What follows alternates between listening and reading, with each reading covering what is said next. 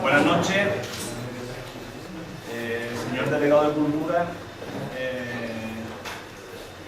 Miguel Ángel, socios, cofrades, amigos todos. Hoy presentamos la primera de un ciclo de conferencias en lo que la Comisión de Actos, con el visto bueno de la Junta Rectora, ha querido tocar todas las ramas de nuestra Semana Santa. Orfebrería, talla, bordado, imaginería, la carga y la saeta son los temas que tocaremos en esta cuaresma. La primera de las conferencias será disertada por nuestro socio y orfebre Miguel Ángel Cuadros Belitón. Nace en la primavera de 1981 en la ciudad de Granada. Cursa sus estudios en la Escuela de Arte Dionisio Ortiz de la ciudad de Córdoba, donde resulta titulado Superior de Artes Plásticas y Diseño de Orfebrería y Platería Artística. En San Fernando ha pertenecido a la Junta de las Hermandades del Huerto de Tres Caídas. Y con respecto a sus obras, ha confeccionado Orfebrería del Sin Pecado de la Hermandad del Rocío de Puerto Real, la Corona de Gracia y Esperanza Coronada, Diadema de Nuestra Señora de la Victoria de la Hermandad del Resucitado. La corona lo hubiera querido hacer yo, pero no la hice yo. Un borrego. Orfebrería del Paso del Misterio de la Hermandad del Trabajo de Granada, candelabros de cola del Paso de Nuestra Señora del Amor de la Hermandad de Gran Poder. Y en la actualidad está trabajando en juegos de corona, media luna y puñal de Trinidad, siriales y cruz parroquial de la Hermandad del Perdón, llamador de los pasos de misterio del Cristo Rey del Huerto, báculo y libro de difunto de la Hermandad de la Aspiración, pértigas de caridad, cantoneras crucificadas de la sangre y faroles para el paso de palio del desamparado. Y tiene realizado trabajo en Córdoba, Baeza, Granada, Madrid y Huelva. Os dejo con el ponente Miguel Ángel.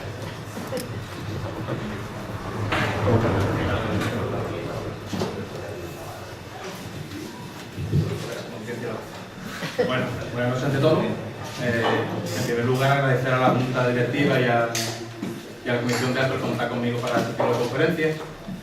Y antes que nada, pues de antemano pediros disculpas porque soy novato en esto de la conferencia y charla, entonces los nervios pueden fallar un poquito, ¿vale? Entonces nada, vamos a empezar con... Bueno, la orfebrería en sí como tal ha formado parte de todas y cada una de las civilizaciones a lo largo de la historia de la humanidad. El término orfebre en sí viene del latín aurifaber, que es el que trabaja el oro. Esta definición a día de hoy pues no es una definición correcta, puesto que los orfebres trabajamos con muchos más materiales, no solo el oro. Y a eso me remito. Voy a empezar un poco.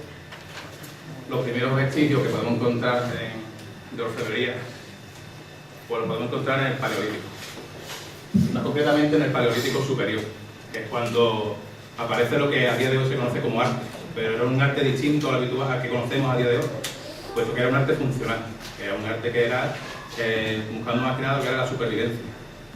Entonces, con estos elementos que ustedes son tallados en piedra, de ahí que la definición de orfebre abarque muchos más materiales, y era un elemento tallado en piedra que el hombre de la época en sí utilizaba para lo que era la caza, recoger frutos de los árboles.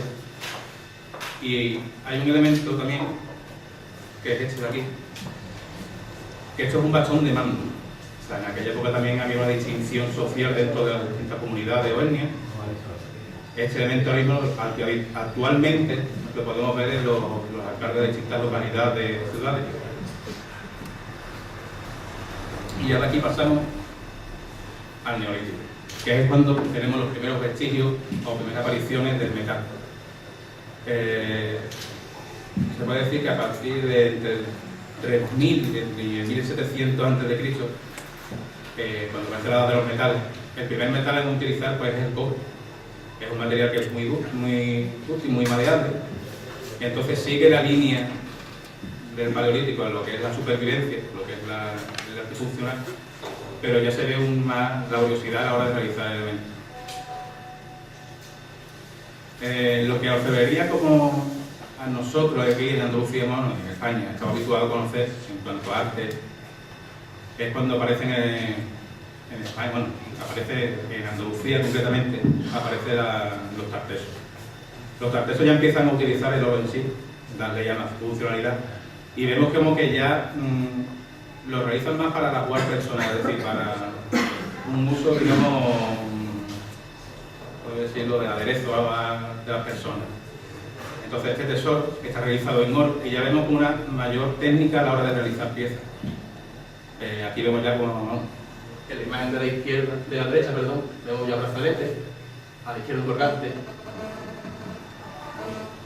Y además pectorales y eso son elementos ya que también tienen una funcionalidad que se da mucho también en esta época como es en Egipto. Hay una tradición, o por así decirlo, en la antigüedad que era de las guardias funerarias. Una especie como de que la persona cuando se iba de ese mundo pues tenía que ir con las mayores galas hacia la otra vida. Con respecto a las anteriores y ahora, bueno, en el grupo anterior, esta de los tartesos y esta de Egipto, hay técnicas que a día de hoy se realizan, pero que no sabemos ciertamente cómo las realizaban en la antigüedad. Por ejemplo, aquí este es el tesoro de Tutankamón, este es el sarcófago. Lo que veis es oro, pero a día de hoy, os pongo en situación, yo por ejemplo para fundir oro necesito un soplete con bastante fuerza y un aporte calórico de bastante magnitud, no el butano normal y corriente que tenemos en casa, por ejemplo, para el técnico. Hace falta una maquinaria bastante sofisticada y no es una cosa que se haga en un minuto, se hace en un tiempo considerable. Entonces a día de hoy no se sabe ni cómo fundían el oro ni cómo lo laminaban. Es decir, cuando funden el metal, eso te queda en un pegote, lo que conocemos como lingote actualmente. Entonces ellos lo laminaban y lo conseguían en láminas muy finas, y las aplicaban a las piezas. Pero ya más adelante aparecen los que son los considerados maestros de la orfebrería, que son los etruscos. Los etruscos llevaban a cabo pues, técnicas bastante sofisticadas, y yo destacaría dos, que es el granulado y la filigrana. El granulado en sí consiste en realizar piezas, realizando ornamentación a partir de esferas pequeñas en metal. Ellos llegaban a realizar un granulado tan pequeño y tan minúsculo que llegaban a conseguir esferas de hasta 2/10 partes de 1 milímetro. Es decir, eso era polvo. ¿Vale? Entonces eso, a la hora de realizarlo y de hacer la composición, cuando tú aportas calor, eso puede llegar a fundirse, no a soldarse. Entonces, eruditos, estudios y eso, no saben cómo llegaban a cabo esa técnica. Al igual que con la filigrana. La filigrana es, como que granulado, realiza composiciones, pero a partir de hilos trenzados muy finos unidos unos a otros. Tengo miedo quitarlo de poner la canción. No tengo miedo. Bueno, la cosa es que, con respecto a la filigrana, a la hora de tú soldar estas piezas, yo pongo en situación, yo ahora mismo, para realizar piezas de filigrana, es lo mismo, una maquinaria, nada, no controlemos tanto la filigrana como el granulado tenían una característica en común. Me refiero a lo que en mi taller, por ejemplo, podía llegar a hacer, es que para tú realizar la soldadura, la unión de todos esos hilos o de esas esferas, tienes que aportar una soldadura que es un material que tiene un punto de fusión, es decir, que funde antes que el material en sí que compone la pieza. Otra vez. Entonces, para tú realizarlo, por lo general tú aportas una varilla o aportas un trozo de soldadura para soldar todas y cada una de las piezas. Ellos lo que se cree que hacían era esa misma soldadura, limarla, y esa misma limadura la que espolvoreaban encima de la pieza y aplicándole calor, pues conseguían la unión de todos los elementos.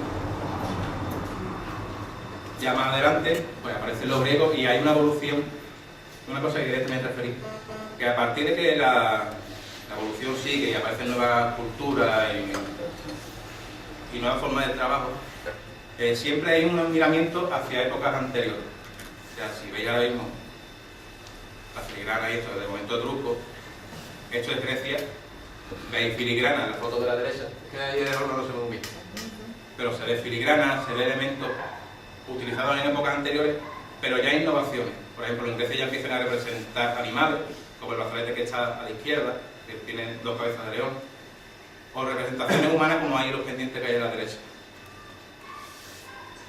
Esta evolución pues siempre se mantiene y siempre hay un miramiento hacia épocas anteriores. A la izquierda veis una representación de un carruaje griego y a la derecha, una cosa que a algunos son raros, es un salero.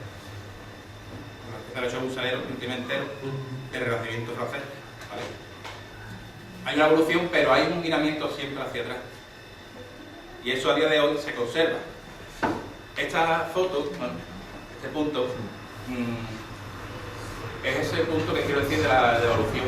Y no solamente a lo que es la misma, vamos a explicarlo mejor, lo que es la religiosidad.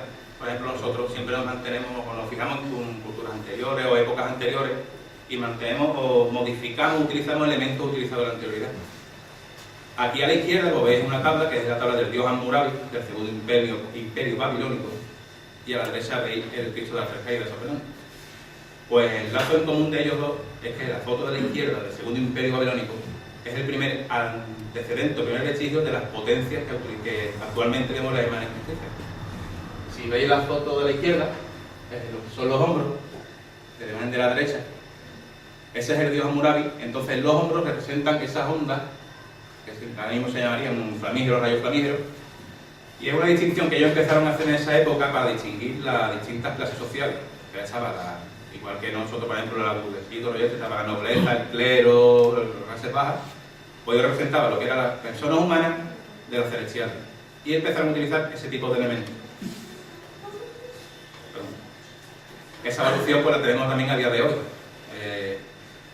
A la derecha tenéis una foto que es de la lucha de Córdoba y la corona es de Rafael Peiró, del que hablaré un poquito más para adelante. Y a la izquierda tenéis una corona de Manuel de los Ríos, más moderna. Entonces, lo que me refiero es que siempre hay un miramiento hacia épocas anteriores. Se puede decir que está todo inventado, pero siempre hay una modificación, siempre te basas en algo a la hora de realizar un diseño, realizar una pieza. Y ya más que me centra ya más en lo que es la orfebrería actual, los antecedentes, digamos, los que para mí, ya hablo de personal, y que a juicio de mucha gente, están los maestros de la orfebrería. Y más de la que se puede denominar, no lo comparto el término, orfebrería barroca sevillana. Puesto que hay muchas zonas de Andalucía con grandes maestros de la orfebrería y no tienen por qué cerrarse Sevilla, no por nada. Estas dos piezas que veis aquí son las dos custodias de Juan de Arfe, en la que se ve ya la evolución a la hora de realizar composiciones y donde el elemento clave el punto de impresión donde ellos se basan es en la arquitectura. Son composiciones muy arquitectónicas, con muchos pilares, con muchos elementos propios de la arquitectura, como columnas, pilastras, etc. Y utilizan técnicas más sofisticadas como la fundición, la perdida, el modelado. Una situación, por ejemplo, la mayoría de aquí groseríos que son los soldaditos de plomo que había antiguamente, que antes los realizaban en barro. Antes estaba yo mencionando ahí con Enrique. Se realizaban en barro, ahí se hacía un molde y ahí fundían el plomo y sacaban lo que era el soldadito. Pues todas las imágenes que podéis, por ejemplo, ver, la imagen de la izquierda, en el primer cuerpo, que utiliza representaciones de santos relacionados con la iglesia o la hermandad que lo realizaba, y está realizado de fundición un estilo parecido a los de los soldaditos de plomo, pero es algo largo de contar y no tampoco quiero hacer esto muy monótono. Entonces aparece Juan de Arfe y Damián de Castro. Para mí son dos maestros de la orfebrería. Yo me baso muchas veces en piezas de ellos para hacer dibujos o recreaciones mías. Y ya más adelante aparece para mí uno de los maestros de la orfebrería actual, más cercano a nosotros, más del siglo XX, que es Cayetano González. Cayetano González, pues, se podría decir que tenía suerte porque tenía un padrino muy bueno, vamos a partir de esa base, que era Aníbal González, que era su tío, que fue director de la exposición universal que se hizo en Sevilla, creo que fue en el 1929. Y Cayetano González pues tenía la suerte de que estaba rodeado de muy buena gente, muy buenos operarios, y era un hombre muy versátil porque realizaba piezas en distintos tipos de técnicas. O sea, el hombre tocaba la escultura, tocaba la cerámica, tocaba muchas cosas. Es más, las imágenes secundarias del misterio del silencio blanco de Sevilla, en el que conocemos muy habitualmente, son de él. Hay una velocidad, hay una forma nueva de trabajar. Si volvéis a ver los respiraderos a la izquierda, es el paso de la Concepción de la Hermandad del Silencio de Sevilla. Introduce pedrería, introduce elementos basados también en la antigüedad, pero dándole su toque personal. Arriba de la crestería veis muchas escenografías y representaciones. Y el paso de la derecha había una de las joyas de la orfebrería, que es el paso de Pasión, de la Pasión de Sevilla.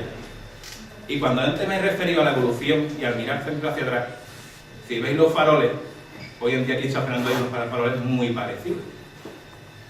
¿Vale? Si veis el paso misterio de la Virgen de la Caridad, se asemejan en forma, en estructura, que no es malo ni copia, no creo que es totalmente, sino que siempre se mira hacia atrás y siempre se intenta no mejorar, pero sí dar el toque personal de cada artista. Cuando he dicho que para mí es uno de los maestros de la orfebrería del siglo XX, es que para mí el otro es este, y aquí no es muy conocido, que es Rafael Peiró. Este es un orfebre cordobés, maestro de grandes orfebres cordobeses. Yo destacaré de Rafael Peiró de su obra la ornamentación como tal. Todo y cada uno de los elementos de las piezas que realizaba ese hombre tenían un porqué.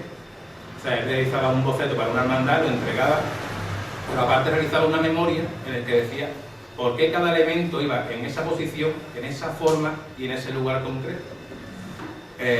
Piezas como esta, por ejemplo, esta es la Aurora de la Virgen de los Dolores de Córdoba, la cual he tenido cerca, me puedo decir dichoso porque vista de cerca gana aún más que en persona, que en foto, perdón. Y otras obras de él es una corona que antes me referí, que es la Virgen de las Angustias de Córdoba. Y a la izquierda veis la cruz de guía de la Hermandad de los Dolores. Esta cruz de guía pues está hecha en plata y ébano. Y es para los que hemos tenido la suerte de tenerla cerca, incluso tocarla, me la aprecio, no la nada, pero es un gustazo porque es que si al que te gusta esto te recrea y te puedes llevar horas y horas mirándola por todos sitios, que siempre ves algo distinto y algo nuevo. Otro elemento clave de la ornamentación de Peiró era, si os fijáis bien, aquí ahora os fijáis, los elementos, por ejemplo, de talla, la hoja de talla, la hoja de acanto habitualmente utilizada, la hoja de acanto en orfebrería y la hoja de acanto en talla suelen ser distintas, tienen una forma distinta a la hora de realizarse. Pues la hoja de acanto, por ejemplo, de Peiró en muchas de sus obras es más asemejada a la talla que a la de orfebrería. Es un trabajo muy minucioso, eran elementos muy pequeños, eran trabajos muy finos, muy finos, muy finos. Y aquí creo que muy poca gente lo conocerá, pero es maestro de uno de los grandes para mí, que es el padre de mi maestro, de Francisco Díaz Rocero. Yo cuando estuve en la escuela de arte, pues mi profesor fue el hijo de Francisco Díaz Rocero, que es Francisco de Luque. Para mí no es maestro, para mí es un mago. Ese hombre lo que tocaba era, ya podéis coger y decir, marcarlo, porque eso es una joya. Una minuciosidad, un trabajo, no sé cómo explicarlo, es el todo. Es el buscar un sentido a las piezas y realizarla y que haga un conjunto y tenga una armonía y una composición que sea a la vista que te llene, ¿vale? Aquí tenemos una Virgen que es a la izquierda de una corona de una hermandad de Baeza, y a la derecha tenemos una foto de la Virgen de la Merced de Córdoba. Siento no ser más fotos más claras, pero es que esta fecha como no tengo mucho tiempo para buscar fotos, ¿vale? Y ahora ahí paso a orfebres más conocidos aquí, como orfebre sevillano, como es Ramón León. Ramón León, junto con Juan Borrero, los hermanos Delgado, Manuel de los Ríos y muchos orfebres sevillanos, pues han realizado un estilo distinto y han hecho una modificación, bueno, una evolución en lo que es la orfebrería en sí, de principio. Por recordar por reseña, por ejemplo, el primer paso que utilizó Capilla o que presentó Capilla era de Jesús Domínguez Vázquez, que es el paso de la Estrella Triana. Y esa evolución, pues, en este taller, en este orfebre concretamente, junto con el de los hermanos Delgado, esa evolución se hace más visible. Tiene la suerte de que ya ellos llega un momento en que nos dicen, bueno, quiero que me hagas esto y que me vas a hacer esto, ¿no? Ellos pueden, creo que es una suerte que ahora Dios ya me da a mí, de pues, decir, voy a realizar la pieza que yo quiero. Tener libertad de hacer la pieza, recrearte, hacer una locura a la hora de trabajar. Entonces, Ramón León, en esta corona que está de la Esperanza de San Lucas, la foto no gana mucho, pero en realidad esa corona pues no tendrá más de 40 centímetros, esa corona es muy pequeñita. Esa corona tiene oro, plata, platino, pedrería, un joyero pequeñito, es alucinante. Y es un orfebre que al día de hoy, por aquí cerca no tenemos muchas piezas, tenemos que irnos a San Lucas y estos respiraderos que son de la Estrella de San Lucas. He intentado buscar una foto concreta, pero no he encontrado, que eran las maniquetas del paso. Son dos barcas, como son barcas, y una gente encima de esa barca. En cuanto a diseño, a día de hoy, para mí, es uno de los más grandes que hay en Sevilla actualmente, junto con los hermanos Delgado. Tienen un taller que, ¿cómo explicaría? Sin atorarme un poquito. Pueden permitirse hacer lo que he dicho antes, de realizar las piezas que ellos quieren. Pero es que esos diseños y esa locura a la hora de diseñar, de bocetar, después la llevan a cabo.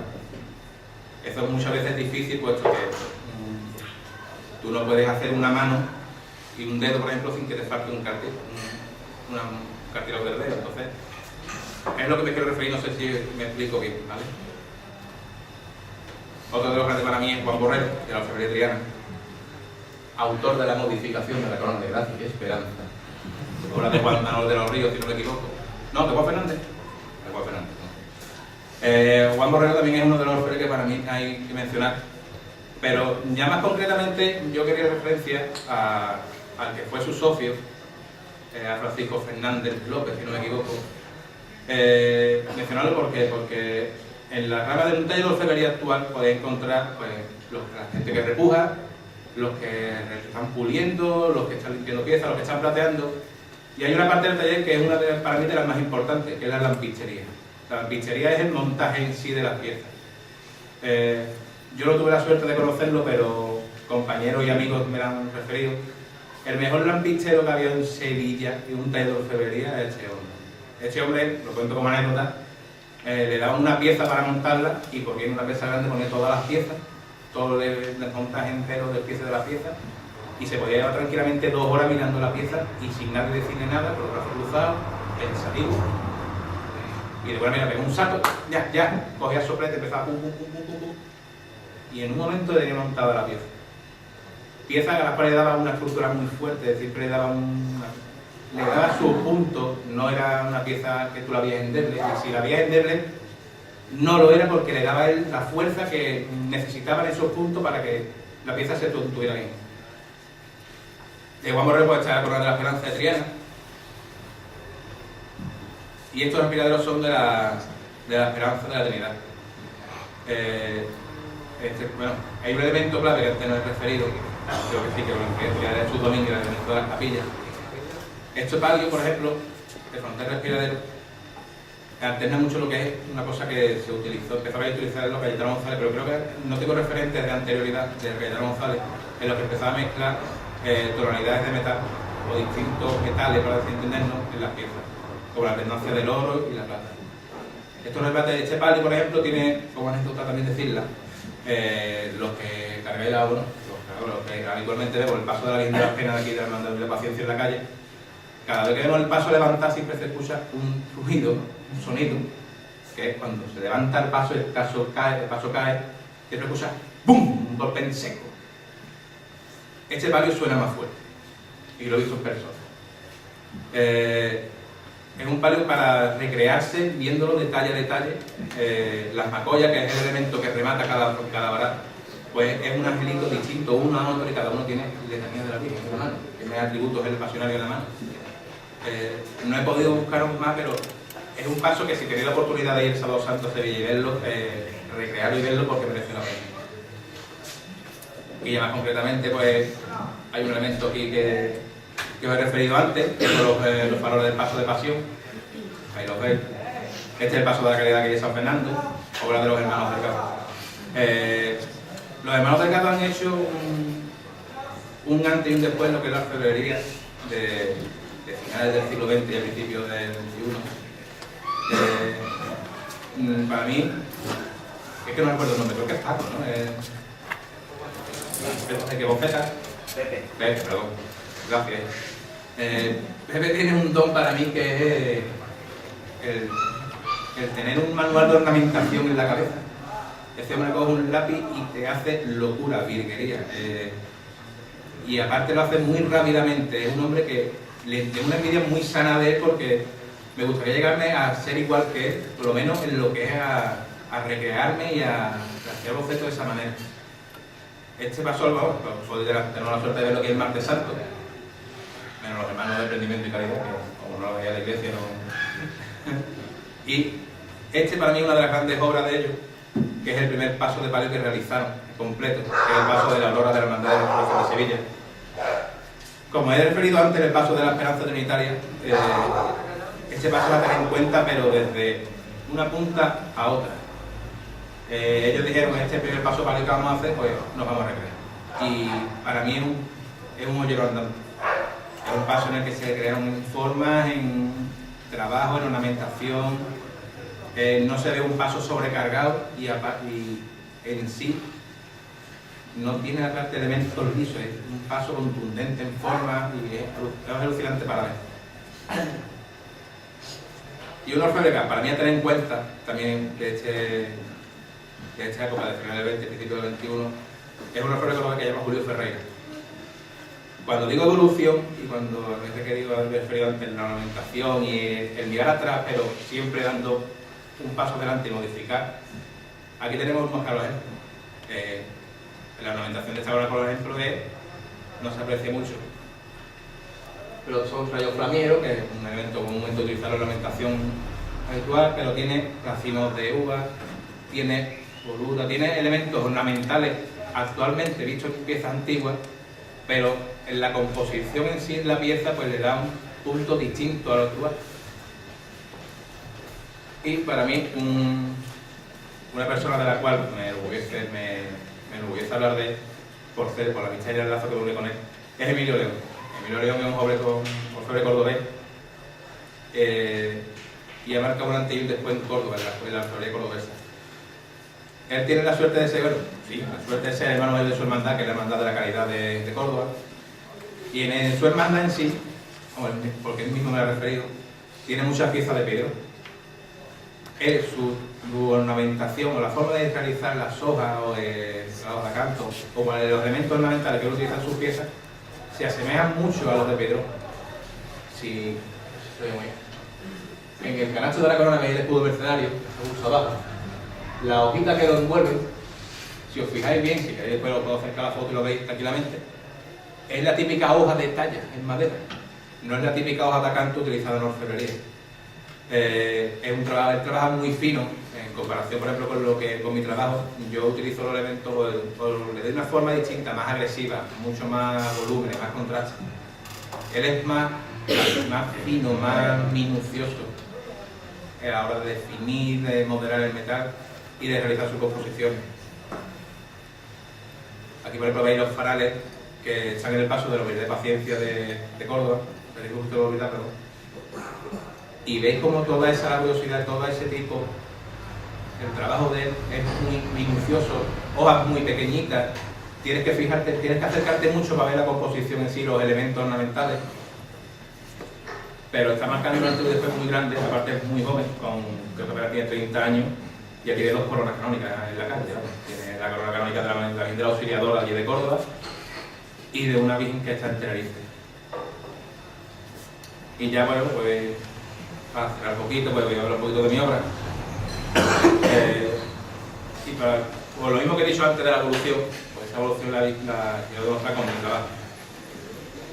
El Significado de Rocío de Puerto Real pues, fue el primer trabajo que yo realicé, lo que es la orfebrería central, que son los soles, la corona de la Virgen y del Niño y la media luna del Significado de Rocío de Puerto Real. Esta es considerada, pues, creo que es la primera que se realiza en orfebrería y bordado aquí en San Fernando. Y digo la primera porque el bordado lo realizó bajo el diseño de Juan Pérez Rey, su mujer, Ana. Y la orfebrería y la Virgen, perdón, es de Juan Pérez Rey y la orfebrería es mía. De ahí a ahora, pues puedo considerar que personalmente, a juicio personal, que he evolucionado, modificado, me he culturizado, por así decirlo, y a base de esfuerzo y de muchas ganas. Y eso lo digo ya como, hombre, lo que es amor propio, puedo decir. Cuando tú sales de la Escuela de Arte de Córdoba, en la escuela principalmente lo que te toca un poco lo que es lo antiguo, lo anterior, pero siempre busca mucho la modernidad. Hoy en día unas potencias modernas en un Cristo pues es complicado verlas.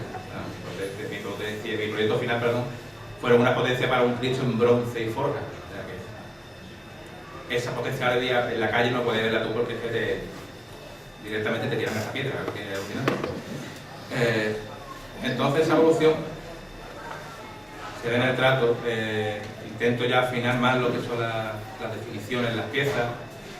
Y pongo estas fotos y estas piezas en concreto porque marcan un antes y un después tanto en mi vida como profesional como personal. Como la edad de contarlo, yo con 22 años ahora mismo, pues con 24 años fui a Sevilla, intenté dar el salto allí para entrar a algún taller, para enriquecerme, culturizarme más y tener manos de obra, por así decirlo. Y con 24 años fui al taller de Villarreal a hacer una prueba, y no por meterme con él ni nada que ver. Con 24 años me dio, en otras palabras, como que era viejo para aprender. Bueno, pues a día de hoy puedo decir, lo digo a boca llena, nunca os vaya a acostar a dormir sin saber algo nuevo. Y nunca vaya a dejar de aprender. Nadie puede decir que tiene la verdad absoluta, eso lo digo por experiencia propia. Entonces, cuando llegó la coronación de María Santísima de Gracia y Esperanza, el grupo me encargó los azares de oro para ella, para el pecho. Y a la derecha veis la rama de olivo que regalaron los padrinos de la coronación. Hoy dos me acompañan, agradezco. Y la historia de por qué marca un antes y un después es porque, como sabéis, la coronación de Gracia y Esperanza fue el 16 de septiembre. Entonces, cuando yo realicé la rama de olivo, en plata chapada en oro, en agosto, por si no lo sabéis, todos los talleres de orfebrería están cerrados. No por nada, sino porque es que no se puede estar en un taller de orfebrería con soplete, por la calor, porque es que es inhumano. Entonces, por circunstancias, la rama de olivo se va a entregar en una fecha, pero no se tenía que adelantar la entrega. Entonces, pues, buscándome la vida como pude, pues cuadré con Antonio Santos, profesor sevillano, que se ofreció a donarla. Entonces le conté la historia de cuando hice la prueba con orfebrería Villarreal. Y ese hombre siempre está en una casa muy grande y siempre está mirando para abajo. Dice, ¿tú no te has pegado el salto aquí? Y digo, sí, pero me pasó esto. Las gafas yo me dije que se iban a caer. ¿Quién te ha dicho eso? Pero en plan que yo me quería que se levantaba, que se iba a buscar el coche y iba a buscar qué iba a darle, porque es que pero un brinco alucinante. Y me dijo eso, dice, tú hoy a mí me has enseñado. Hombre, si tú que no tienes mucho trabajo en la calle, no tienes una experiencia con la cual decir puedo realizar trabajo en envergadura, que venga un orfebre y te diga eso de nombre. Entonces me quedé un poquito así y me dice, tú a mí hoy me has enseñado por la acogida de la rama de olivo. Ahora más adelante os enseño una pieza para que veáis la pieza, la recogida en sí. Cuando yo se la llevé, pues intenté innovar un poquito en la rama de olivo en la hora de que no dañara la mano de la Virgen, la policromía. Entonces, la aceituna, la oliva que veis en la rama, si la dais la vuelta, la veis hueca. Una chapa muy fina, que pesa muy poco, pero para aliviar el roce, el levantado, que sea más económica a la hora de realizarla y de que a la hora de utilizarla y ponerla no dañe la imagen, no sea una cosa pesada, que se mueva, que tengas que estar pendiente siempre de ella, que es algo que los mayordomos siempre están, que suele decir vivir. Y la pulsera en sí, pues si yo, por ejemplo, de mi mano, si vosotros cogéis vuestra mano y os hacéis así, merma. O sea, tú aprietas y vamos, puedes apretar los dedos. En la mano de una virgen, no. Entonces, si tú haces una pulsera para una cogida de una virgen, tienes que buscar la forma de que no dañe la imagen, pero a la vez sea fácil de poner y sea sólida en cuanto a que no se caiga la pieza en sí. Vamos, la rama de olivo, y lo digo como me orgulloso de decirlo, tú puedes poner el paso boca abajo que no se cae. No se cae, da esa conciencia, ¿vale? Entonces cuando me dijo este hombre, hoy aprendí de ti, y he aprendido de ti, pero no con la rama, he aprendido de ti con la pulsera. Dice, ¿quién te ha enseñado a ti esto? Digo, yo me llevo una noche entera haciendo dormir para sacarla ahí, porque no tenía manera de sacarlo. Y me dice, pues, hoy, a día de hoy, y tengo ya mis años, no sabía que esto se hacía así. Se podía hacer de esta manera. A los pocos meses hice una pieza para la hermandad de Santa Elena de aquí y había hecho la pulsera igual. Hombre, esto es algo que bueno, te llena. Estos son 3 obras de la Hermandad de la Resurrección de aquí de San Fernando y esta es la primera diadema que yo he realizado para aquí para San Fernando, cosa que me enorgullece más. En ella me recreé porque era difícil hacer una diadema para una hermandad que aunque perfeccione en Semana Santa es más gloria que penitencia, puesto que es el misterio de la resurrección. Entonces, la ornamentación es rocalla. La rocalla es un elemento, bueno, una forma de ornamentación que a mi gusto es la favorita, pero es un elemento que se utiliza para piezas sobrias, más bien dando a pelliquitos fúnebres, ¿vale? Entonces, al tener esa ornamentación con un trancado de la pieza, con mucha luz, para que a la hora de que tuviera la pieza en sí, pues le diera más bien alegría, no una cosa apagada, no una cosa que te diera como pena, por así decirlo, ¿vale? Y a la izquierda hay una pieza que es un ramiz de azucena y el aro de estrella que también está a la derecha. Pero en sí de la diadema uno de los trabajos que más orgulloso soy, por cuanto la confianza que pusieron en mí para realizarla, por la libertad a la hora de trabajar, que fue algo fundamental, y por el resultado final. Estas son las imágenes, bueno, la hermandad del trabajo de la Luz de Granada, pues tuvieron a bien encargarnos la diadema de plata, que la hay aquí abajo, la bonerola de la Magdalena y la torta, por así decirlo, del zaguán del misterio de Granada. Para mí fue algo especial porque era la primera vez que yo realizaba algo para fuera de San Fernando y aparte para una capital. Entonces, algo que quiera o no te marca, ¿vale?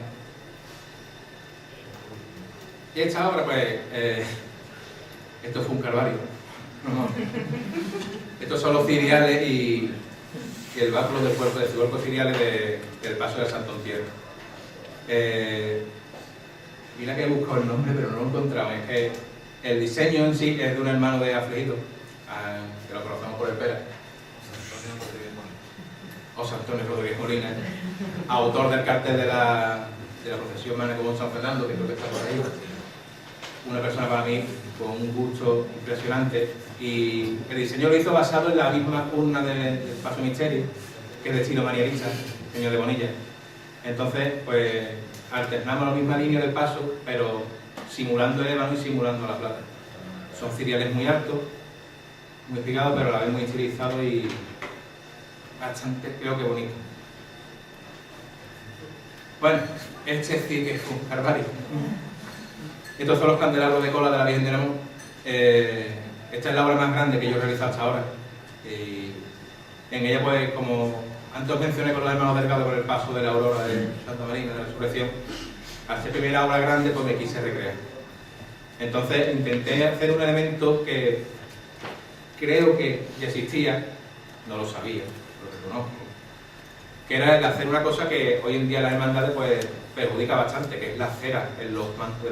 Los mantos bordados de las hermandades pues son un patrimonio importante de la hermandad, y al tener candelabros de cola y no tener una tapa de echar, siempre la cera la levanta suele caer encima y suele deteriorar mucho los mantos, el bordado y etc. Entonces yo intenté realizar algo que para mí fue una locura, ahora explicaré por qué, que era realizar todas y cada una de las churitas con tapadera. ¿Por qué digo una locura? Puesto que la fábrica de cristales nunca realiza una tulipa igual.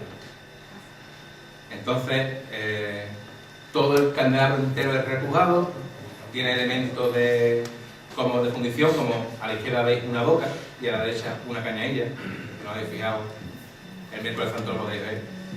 Son elementos que quería poner como un sello personal, muy de aquí, muy mío.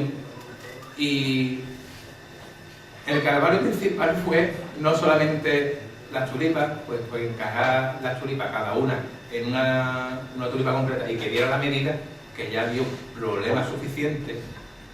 Es el que intenté hacer algo distinto de lo que era el electrizado de los tubos. Entonces tú cualquier candelabro con la que ves, pues habitualmente tiene una vuelta y ya sale lo que es la tulipa.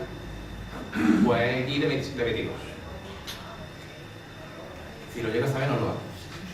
Eso lo reconozco. Marcaron un antes y después de mi vida porque a partir de ahí pues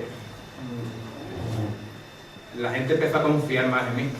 Es algo que siempre cuando tú empiezas en algo es muy difícil que crean el tipo esto que si no tienes algo a una pieza en la calle o tienes una obra en la calle, la gente no se fía. La gente, tengo un presupuesto, por ejemplo, una monta buena no la manda, tengo un presupuesto de Juan Borrero y tengo uno de Miguel Ángel Cuadro. ¿Qué ha hecho Juan Borrero? La lista interminable. ¿Qué ha hecho Miguel? Pues ha hecho una florecita, ha hecho... Entonces siempre es el tabú que solemos tener los jóvenes cuando empezamos. Y a partir de aquí, pues, fue un punto de inflexión, un antes y un después. Aquí lo podéis ver. Las velas no se apagan. Es una cosa que para la vez es mucho. Pero a la vez no, porque dice, hay que ver que cada vez que llega el candelabro tenemos que... las tulipas quemar. En negro, de derretir a hacer. Y ya más... los trabajos ya más últimos, bueno... hace poquito, que tiene 2 años. Es la cruz de guía de la Hermandad de Columna. La realicé junto con el tallista, que aunque reside en Chiclana, el tallista Fernando, que es Manuel Oliva. Y en ella intentamos pues realizar algo en común los dos, ordenando la talla y la orfebrería y haciendo algo distinto a lo habitual. Cuando vemos ahí, por ejemplo, está Fernando cruces de guía que tenga madera y orfebrería, pues podemos ver la cruz de guía de Medina Celi, la cruz de guía de Paciencia, de Aprendimiento, en la cual es madera lisa pero tiene apliques en orfebrería. Aquí intentamos ya hacer algo novedoso y metimos ya la talla. Pero no solamente con lo que el fileteado, la junta de lo que es la crudería, sino también alternarle la cartera. Y un punto que a nosotros nos gustó más, y sobre todo a la hermandad, era la alternancia de rayos en madera, de rayos en metal con piezas y grecas en madera. Es una crudería que fue un calvario esta última hora, sobre todo para el que la llevó, que después de 20 años lavando la crudería de Columna se retiró. Sí, puedo decir que me lo cargué. Me dio esta pena el nombre, pero bueno. Y un otro de los que puedo decir que me siento muy orgulloso, puesto que hay momentos en los que cada uno intenta hacer piezas nuevas, piezas distintas. Esa intenta innovar en la realización de piezas, y fue aquí. Esto ya tiene ya su pellizquito. Yo, bueno, hablando en plan de mi vida en sí, pues gracias a Dios puedo decir que he tenido mucha gente alrededor mía. Y esto, hoy aquí los ciudades de la Hermandad del Perdón, pues me recreé más de lo que no así decirlo, no es que con las demás piezas no me recreé, sino que a esta pieza le di un punto distinto de quien venía. Cuando tú eres joven y estás empezando te llevas muchos palos, te llevas muchos no me fío, no lo veo capacitado, pero tienes gente cerca y gente que te empieza a valorar, gente que te ayuda, gente que te valora, no solo como persona sino también como profesional. Y aquí pues yo le debía algo a alguien, y yo me sentía en deuda con esa persona que está por ahí detrás. Y si no te escondas, que te toca verde, mayor valor de mandar perdón. El cual, bueno, pues, ya que tengo la oportunidad y tú estás aquí, pues, de corazón yo gracias por estar siempre ahí a mi lado. Y en ello pues me recreé bastante e intenté hacer algo distinto a lo que actualmente pues, se puede decir que es un cirial. Siempre basado siempre utilizando elementos anteriores, pero al hacer hermandad, por ejemplo, de cacería, se llama una hermandad marinera, pues la pieza de la derecha, que es el cirial, veis unos tritones en la parte central de la pieza, y entre boca y boca del tritón lo que veis es una red, un trasmano. Entonces era un puntito como por ejemplo el candelabro de cola con las tulipas tapaderas, la boca de cañadilla, pues le quise innovar esto. Y la cruz, quiero mencionarlo, mucha gente me dice, es que el Cristo no se parece al perdón. Es que el Cristo no tenía por qué parecerse al perdón. El Cristo tiene esa historia porque en la Casa Hermandad del Perdón tienen esa joya, para mí es una joya, que es un crucificado en bronce antiguo, que la primera vez que yo entré con Pepe la hermandad lo vi y yo me quedé enamorado. Y cuando me dijeron, Miguel, boceto de tu parroquia y cirial. Y cuando yo me senté con la Junta de Gobierno a hablar, digo, yo quiero ese Cristo. Y yo, pero eso pesa muchísimo, que eso macizo. Lo aligeramos de peso. Lo aligeramos tanto que de 10 kilos y pico que pesa el Cristo, lo dejamos en, no llega a 3, pero lo puse. Y es una pieza de la cual, pues, por envergadura, por la ornamentación en sí, por libertad a la hora de trabajar, pues, es una de mis favoritas. Aquí a la derecha, pues bueno, estos son el llamador y 3 rosas de pasión que he hecho para la Virgen de la Estrella, y es el llamador de Cristo Rey. Este llamador, pues, perdón, a mí me ha dejado 2 semanas enteras con lumbar.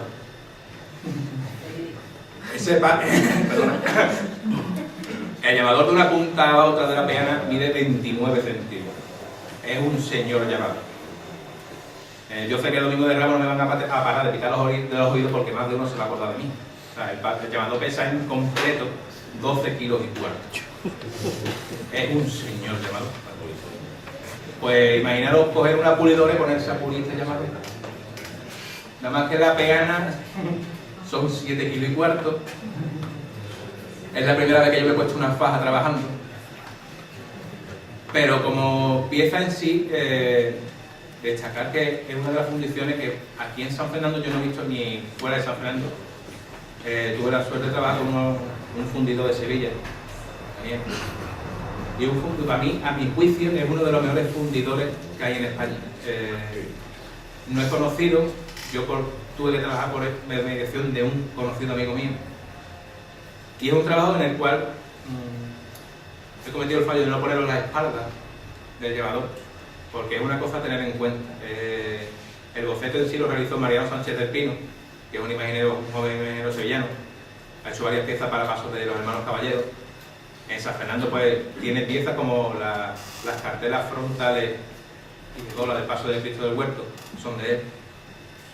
Y un punto a favor del llevador en cuanto a por qué marca es por las personas que estuvieron relacionadas conmigo en la hora de realizarlo, los que me encargaron de llevarlo en sí. Ya hay cosas más personales, ¿vale? Y en las flores de la rosa de pasión, aquí hay varias hermandades que las tienen, pequeñitas así, pectorales, solamente creo que la tiene la Virgen de la Salud. Fue un regalo del grupo joven de la hermandad y son piezas en plata y chapadas en oro. Y 2 de las flores tienen piedras en azul, no sé si lo veis, sobre lo de arriba y lo de abajo, tienen las piedras en azul, los pistilos externos más resaltantes, y el centro blanco por el tema de los colores de la salida.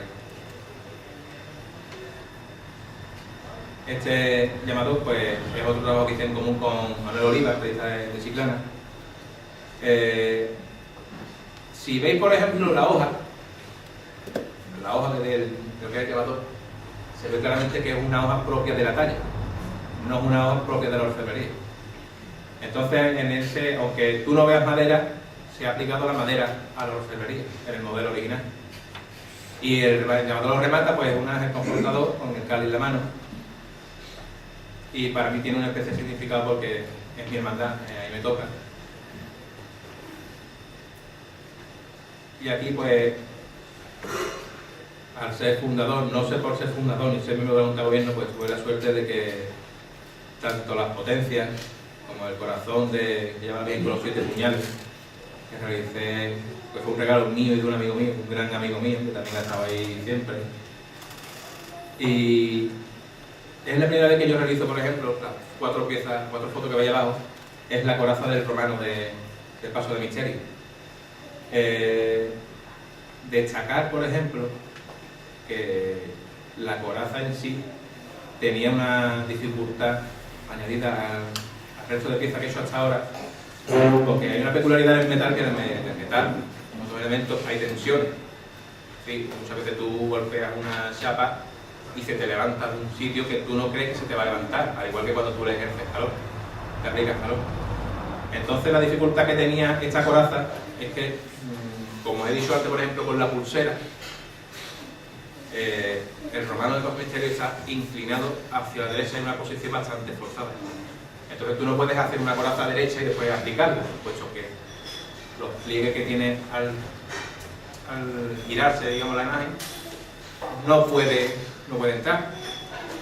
Entonces fue una coraza bastante que marcó bastante por el tema de dificultad, porque a 2 semanas vistas de Semana Santa yo no tenía el cuerpo de romano.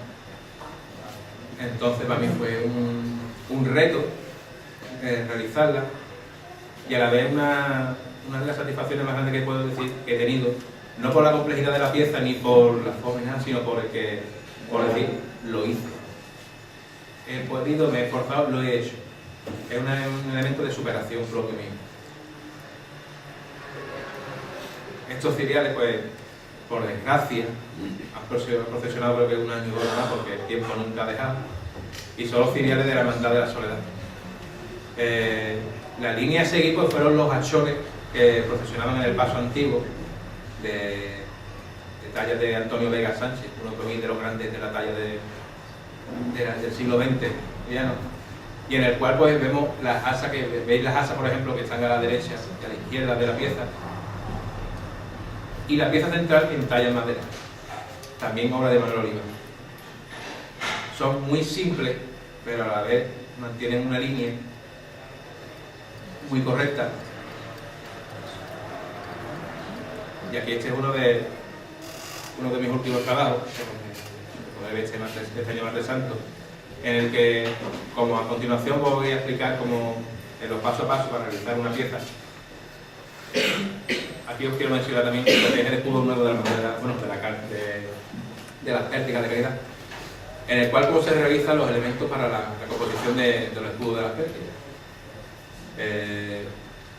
Por lo general la gente se cree que eso se modela, o hay muchas formas de realizar un escudo, realizar la ornamentación del escudo en sí. Pero este tiene la diferencia de que es asimétrico. Es decir, si tú coges el escudo y lo partes por la mitad, de izquierda a derecha es totalmente distinto. Incluso los 2 medallones de la derecha, las 2 carteras, en uno está la cruz de Monte Calvario, con el sudario y con la escalera, coronado por la corona de espina con los 3 clavos, y a la derecha vemos el emblema con el Ave María, que la gente cree que es el emblema mariano, no es Ave, hay una A y una M. Y abajo, pues, símbolo de gracia de la Virgen, pues hay 3 azucenas en un ramillete, y el cáliz central como elemento de sacramental de la hermandad. Entonces, arriba a la izquierda veis el escudo determinado, montado. Abajo a la izquierda veis el segundo proceso que suele tener, que es el repujado. Hay un término que creo que mucha gente desconoce y os relaciona entre sí, lo vincula, que es el término repujado y cincelado. Son totalmente distintos. Es decir, la definición de repujado es, os lo voy a explicar y no me lío, tú trabajas a partir de una chapa de metal para repujar, entonces tú tienes que conseguir unos volúmenes, y esos volúmenes primero se trabajan al contrario, es decir, tú pegas la chapa en un cajón, como lo veis a la derecha arriba, en un cajón de pasta que se llama pez, que es parecida, para que me entendáis, al lacre que se utilizaban antiguamente para sellar las cartas, los pergaminos, el griego antiguo y eso. Entonces, la pasta esta lo que hace es amortiguar los golpes, y según la dureza que tú le des o el trabajo que tú quieras hacerle, pues da el volumen que tú quieres conseguir. Entonces, el repujado es el sacar el volumen para afuera y empezar a modelar el metal. Pero tiene la dificultad que tiene que trabajar al contrario. Para trabajar la orfebrería, tanto la orfebrería como en muchas otras modalidades artísticas, tienes que tener una cosa muy clara, que es un concepto muy claro de volumen. ¿Sí? Saber lo que va delante, saber lo que va detrás y saber representarlo.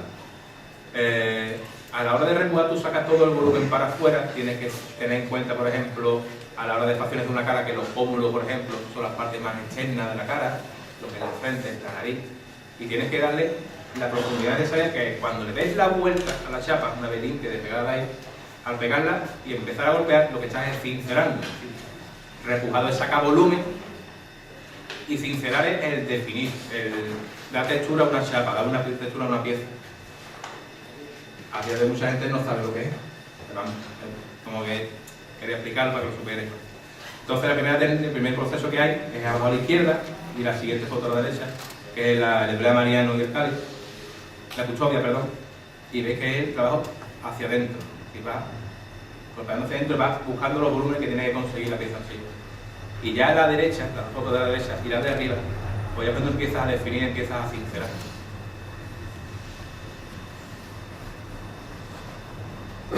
Más adelante ahora explicaré una pieza paso a paso, ¿vale? Esta es una pieza que también fue de los principios, que fue una aureola para Santa Mujer Verónica de la Hermandad de Misericordia, con diseño de Jesús Vidal, y se hizo a la par que se restauró la imagen.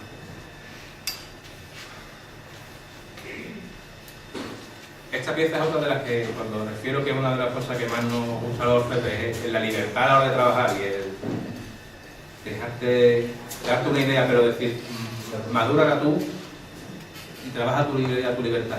Este es el libro de difunto de la Hermandad de la Aspiración.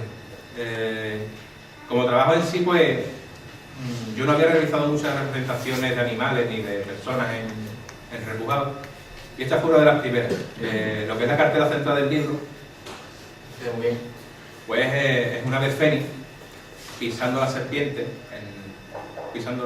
la calavera, pisando la calavera, rodeada por una serpiente en el monte Calvario. Y el ave fénix es un elemento que, iconográficamente hablando, es un elemento representativo de la resurrección. Entonces el ave fénix es un ave que es mitológico, pero que se dice siempre que renace de sus propias cenizas.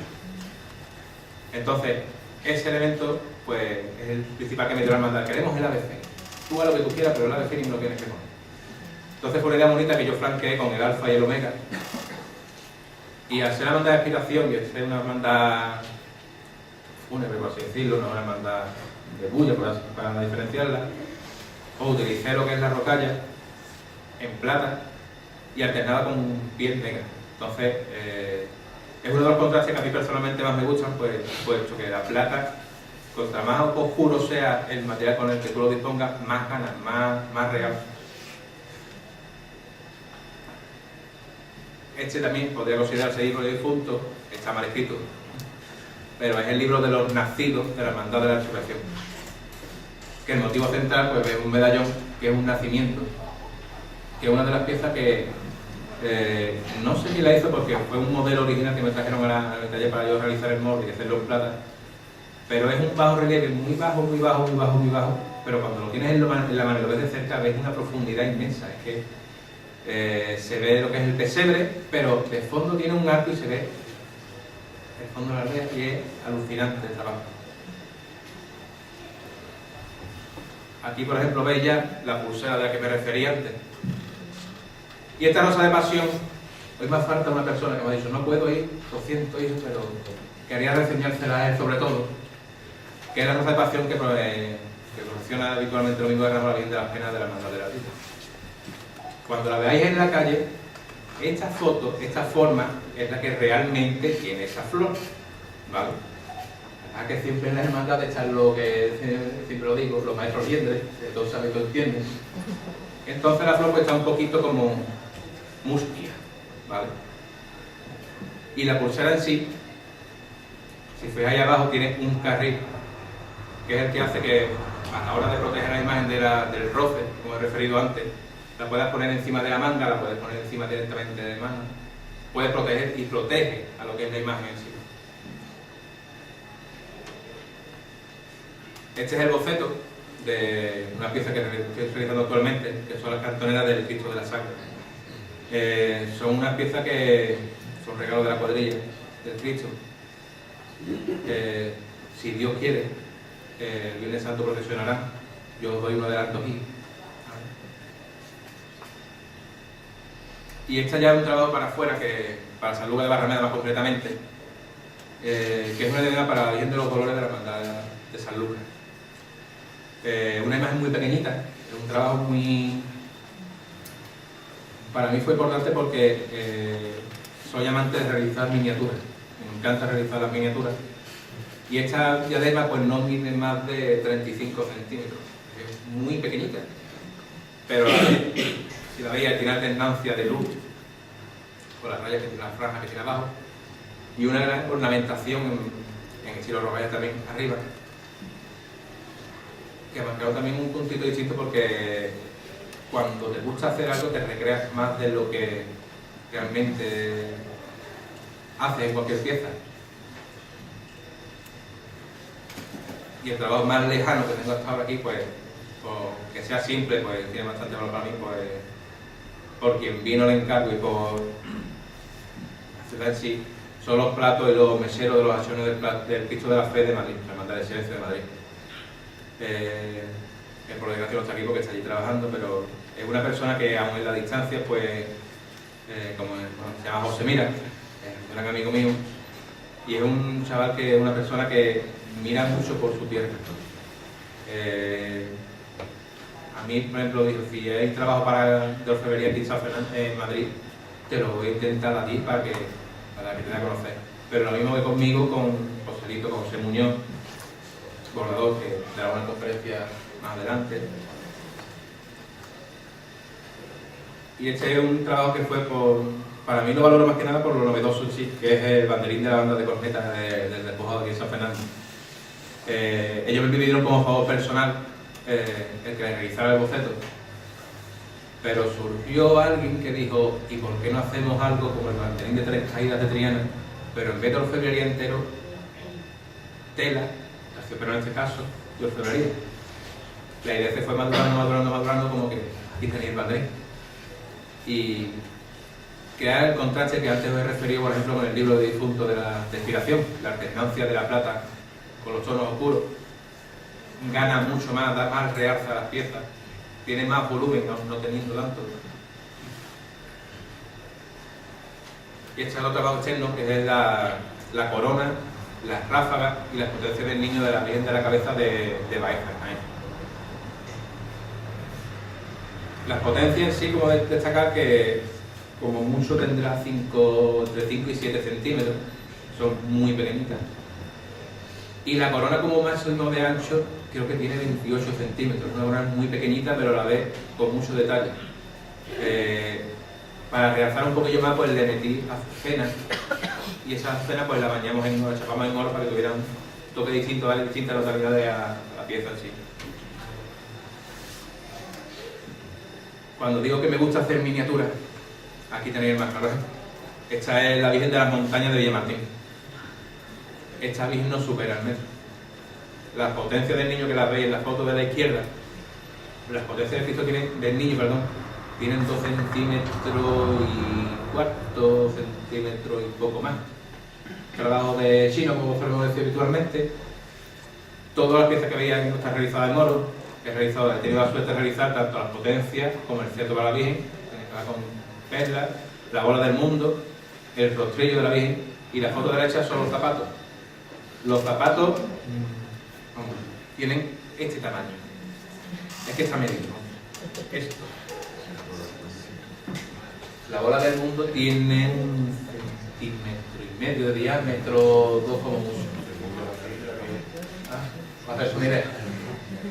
Entonces es un trabajo que lo destaco porque son personas que cuadró en mis principios y son personas que han confiado en mí, teniendo adversidad de gente que con ideas contrarias, sabe que en todas las casas se puede nada.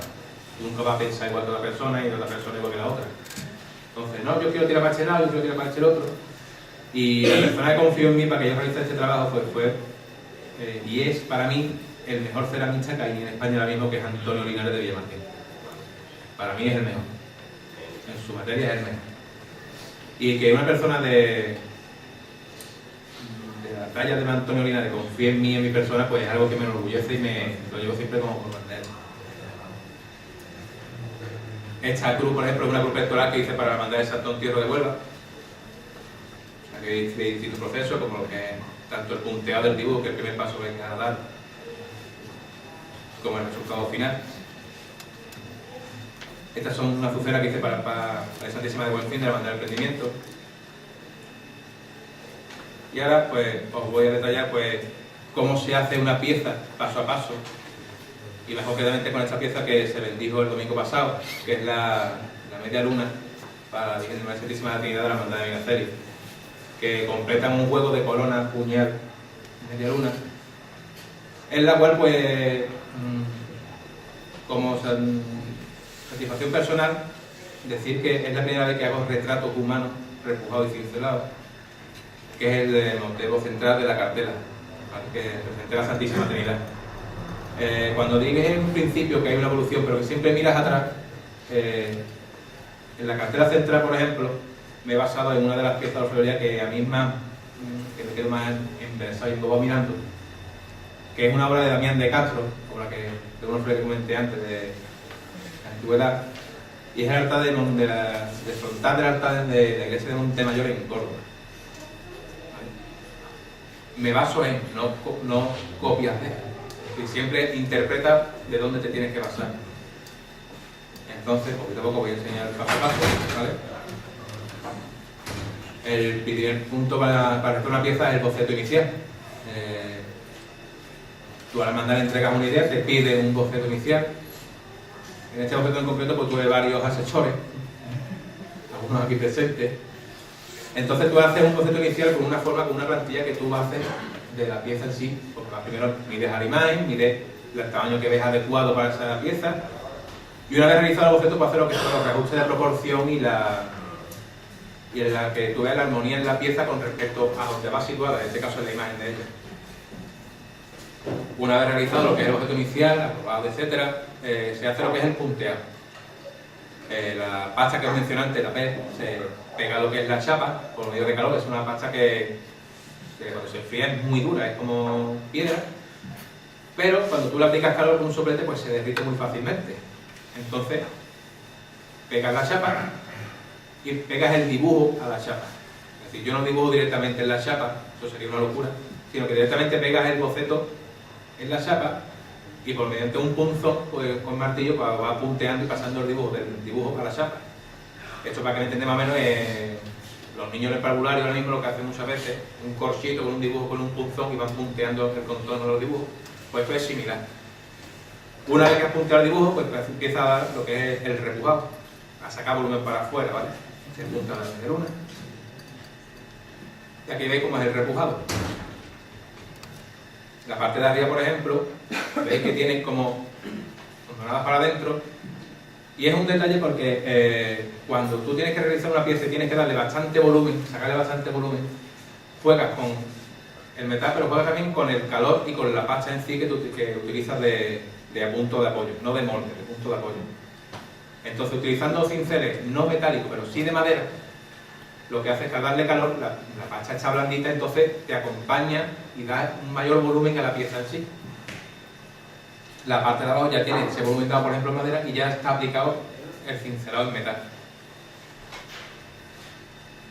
Una vez que has terminado de sacar todo el volumen para afuera, se despega y empieza ya lo que es a definir y a cincelar, es decir, a sacar definición, a sacar detalles, a dar textura. Aquí ya la veis más avanzada. Y aquí a la derecha, por ejemplo, ahí tenéis un adelanto también, son los medallones de las cantoneras de Cristo de la Sangre, que no me había acordado que estarían en esta foto, pero están. Entonces ya veis más definición, por ejemplo, en la nube que rodea a la imagen de Dios Padre y de Jesucristo. Veis más definición, veis como ya la parte de abajo tiene ese cincelado, esa profundidad que después tienes que aplicar también para levantar y realzar más elementos. Y aquí, por ejemplo, veis ya de cerca Dios Padre. Es una primera vez, siempre hay una primera vez, siempre se puede mejorar, pero para mí personalmente pues es una cosa que me siento orgulloso de haber realizado esa pieza porque siempre tienes el miedo a cómo saldrá. Y tanto la paloma que está arriba, bueno, la paloma es menos de 1 centímetro de tamaño, que es muy pequeñita, pero al definir la cara pues y los cuerpos en sí, pues ha sido para mí el mayor reto de esta pieza. Una vez ya cincelada y terminada, pues se procede a lo que es el recortar la pieza de sobrante con una segueta, pero no la típica segueta que vemos en los colegios, los niños, una segueta que para joyería. Aquí ya la habéis terminado totalmente recortada. Y después se procede a lo que es el pulimento, se procede a lo que es el retoque de la pieza. Una vez que recorta, pues procede a limar, a lijar, a dejar las piezas más finas, más suaves, más en la forma. Y el resultado final pues es este, que es la pulidora, que es el proceso anterior a lo que es el baño, que como yo no realizo el baño en mi taller, por ejemplo, no he querido ponerlo, sino yo he querido enseñar lo que yo realizo, lo que es mi trabajo. Entonces aquí la veis, por ejemplo, ya plateada terminada, después de pulimentado, perdón. Y una vez que lo enseñaba antes, pues en la estrella ya esto está plateado, ya está terminado. Este es el resultado final de la cartera y de la pieza en sí. Y bueno, pues espero no haberos aburrido, espero que por lo menos de aquí salga por la puerta diciendo sé algo que antes no sabía. Y muchas gracias por estar conmigo esta primera vez. Y nada.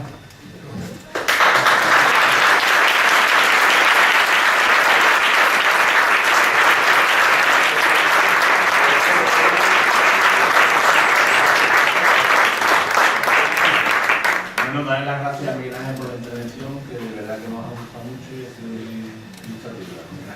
Gracias. La Junta, la asociación te va a hacer entrega de un obsequio, ¿vale?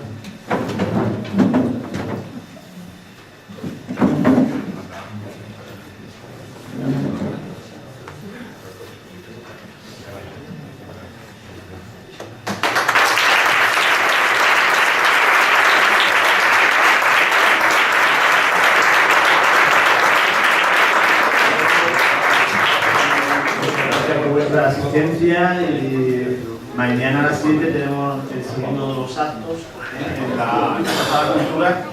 Tenemos la conferencia de Manuel Guzmán a las 7 de la tarde. Os paso para si queréis asistir, pues tenemos otra conferencia interesante. Muchas gracias.